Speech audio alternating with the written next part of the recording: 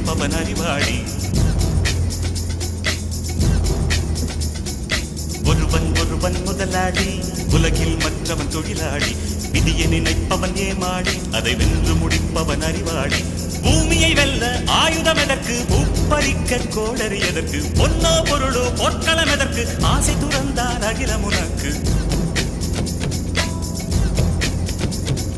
ஒருவன் முதலாளி, உலகில் மற்றவன் தொழிலாளி.